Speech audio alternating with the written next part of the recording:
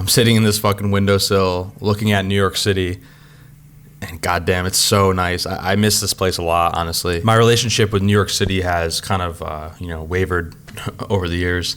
And since I left a year and a half ago, I found such a new appreciation for it. But there's something about coming back every few months and just experiencing all day in the city, running around, getting sweaty on the subway. Like, that's not always the best to live in, to be honest with you. But this is amazing to come visit. These last couple of months have been really hard for me. I've been going through heartbreak, and it fucking sucks, man. It really, there's nothing I could say. You tell people and they tell you it's going to be okay, but you can tell that they're really sad about it themselves. And I can only say it's going to be okay for so long before I'm honest with myself. And I really have been trying to face the facts. A lot of my friends have had a lot of relationships over the course of the 6-7 years that I was dating my now ex-girlfriend. And I was always the guy on the other end being like, oh, there's plenty of fish in the sea, like life goes on. You're going to it's going to pave the road for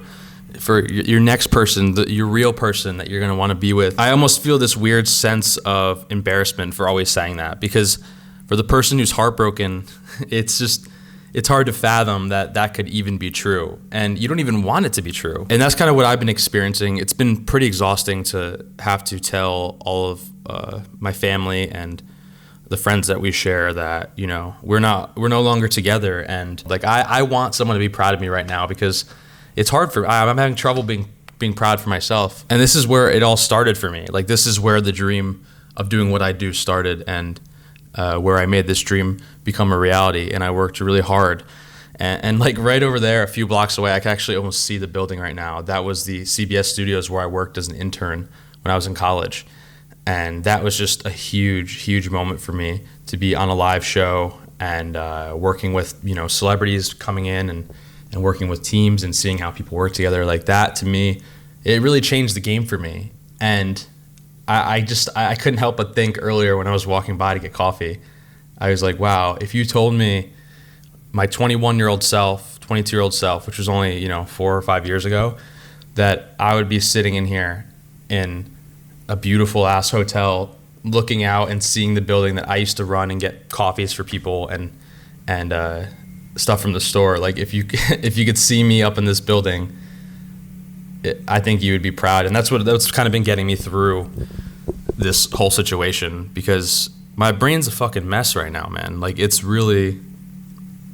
messy. Last night across from here, I saw these two dudes. They were having the craziest sex I've ever seen in my life. I wasn't like sitting around watching it, but for a moment, I was just like, wow. They had the window up, and I've never seen acrobatics of this sort. It was, it was crazy, man. I was like, wow, oh my God. They really were doing something I've never seen before. That was pure skill. I would be thoroughly injured if I tried to maneuver any of the things that they were doing. And it happened. It was going on for like hours. Like, I went to bed and I woke up and it was still going on. Damn. My advice to anyone who's going through a breakup, I would say just listen to music.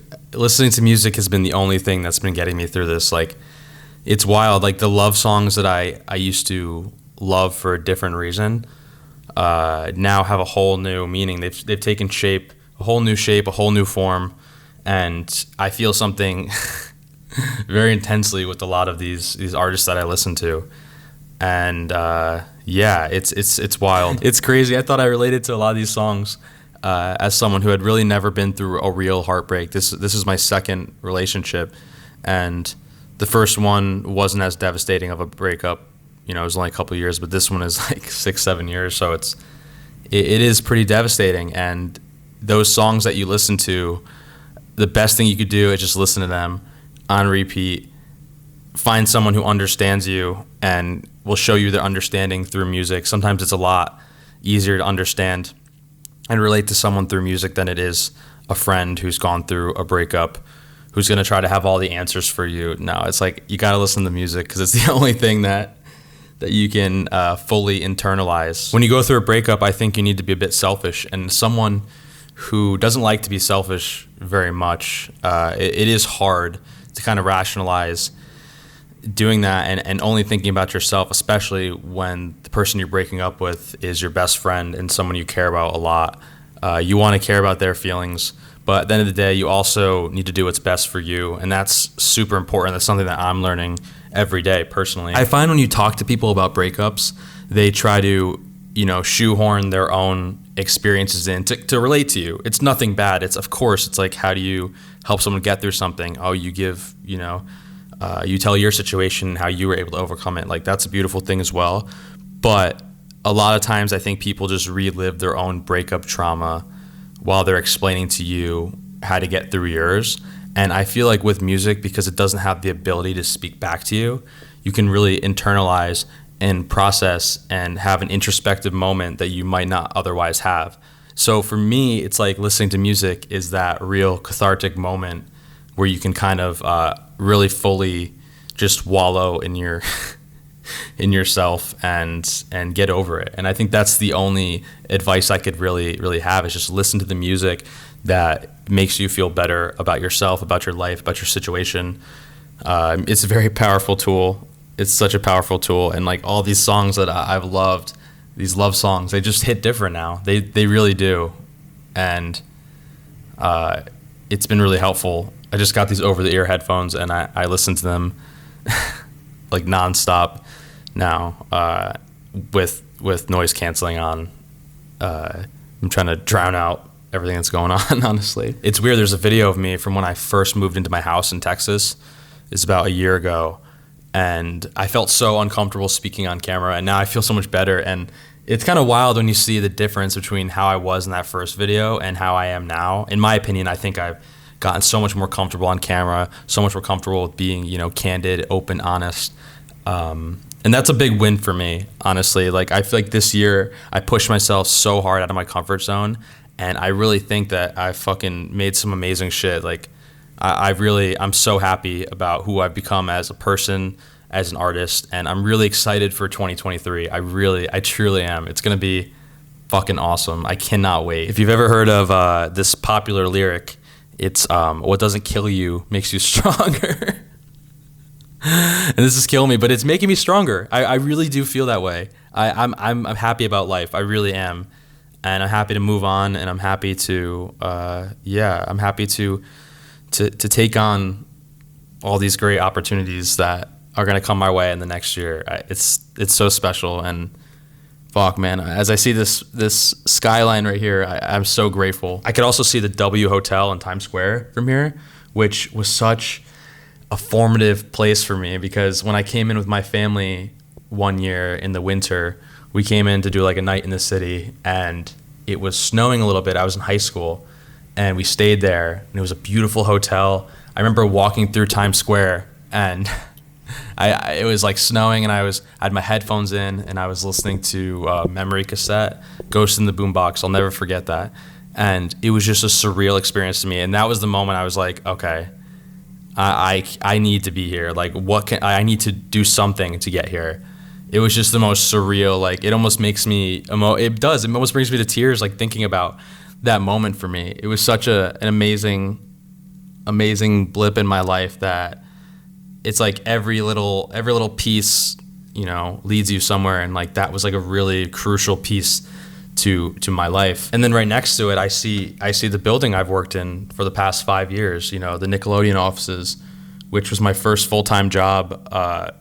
Genuinely changed my life. It gave me money to live in New York, which, I never had money living here. I would always go home and work on the breaks at the restaurant I worked at. I think I would save up like maybe $1,000 every time I went back, and that would like last me through a whole semester. I would eat my meal plan at school, and then the $1,000 I'd have to like really ration, mainly spent it on alcohol, probably. Basically like veggie burgers with like no bun for like months, and little cups of mac and cheese, in order to like, use that money to like experience things in the city. Like $1,000 seems like a lot of money, but when you're in New York City for months, that is chump change, man. It's rough. This trip has been special for me because my friends have really been looking out for me. Like, I could tell that they really care and love me, and it's really reassuring that things are going to be okay, because they've been really, really trying to push me and get me out of my comfort zone and and get me to go dancing and force me to be happy, because I've kind of been a little bit of a mess the past couple months. So I really love them for that. I'm really excited for 2023. Thank you to Hoken for giving me this hotel room. It's so special. It's been an amazing experience, and I've had such an amazing time, looking at this city, man. It's beautiful. Thank you. Seriously. I feel so humbled by this whole experience. Guys, I'm going to leave you with one last bit of advice. If you're going through a breakup like I am, get that closure you need. Don't deflect. Really explain how you're feeling. If someone has loved you in the past, I think they'll appreciate your honesty. And I think it will be a crucial step for you moving on and you growing. Obviously, always be respectful, but if you have to, hurt someone a little bit just to be honest with them, I think it's always better than keeping it bottled in. And if they loved you in the past, I think that they will understand that. And I hope they will. Or else, what was your relationship? It was a wash. You have to be honest, because that's the only way to persevere. Really, it truly is.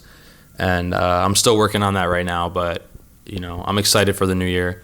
And yeah, I'm really grateful for everybody and for you guys and for this view. So thank you so much.